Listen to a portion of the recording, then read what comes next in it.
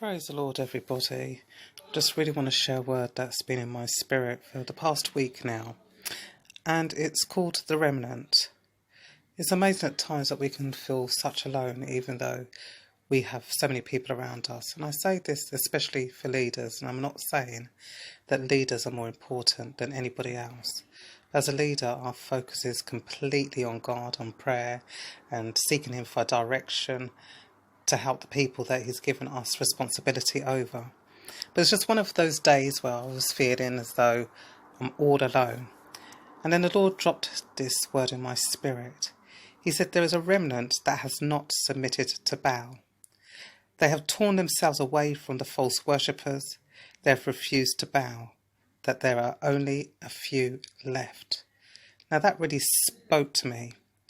And I looked up the word remnant in an English dictionary, and it says a part or quantity that is left after the greater part has been used.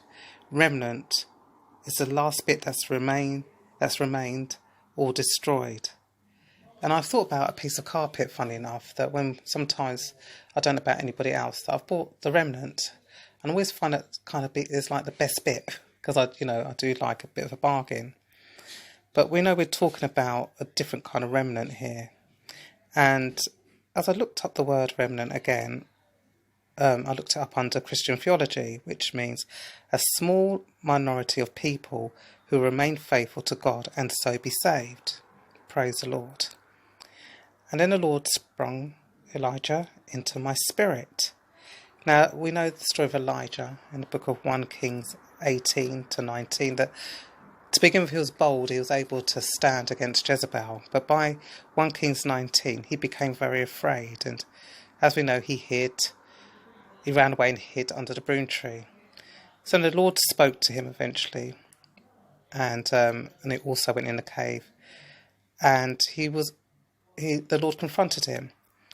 And the Lord told him, because Elijah thought he was the only one left of God's prophets, and the Lord said to him, there are actually 7,000 of his prophets that have not bowed down to Baal, which is encouraging. 7,000 actually isn't a lot, but it was still at that time a bit more than the prophets of Baal, which were 450 that were left after they were killed. But we're looking at the remnant who have not bowed down to Baal.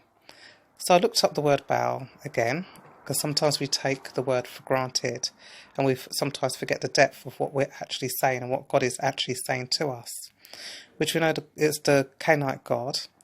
And in the English dictionary again, it means king of hell in the 17th century.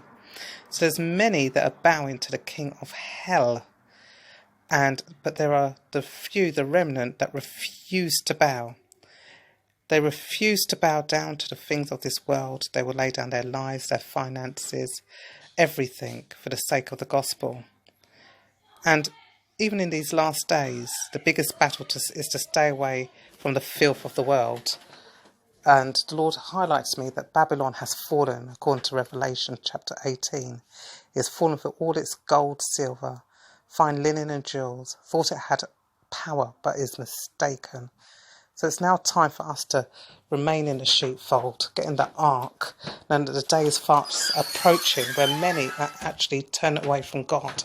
They're bringing the world into the church, and everybody's thinking it's great. Everybody's thinking it's fancy, but we have to remember who we are and remain steady and just be that remnant that will be worshipping with the angels in heavenly places when Jesus comes back for His people. Remain blessed, remain focused. God bless you all. This is Pastor Fiona, giving a word.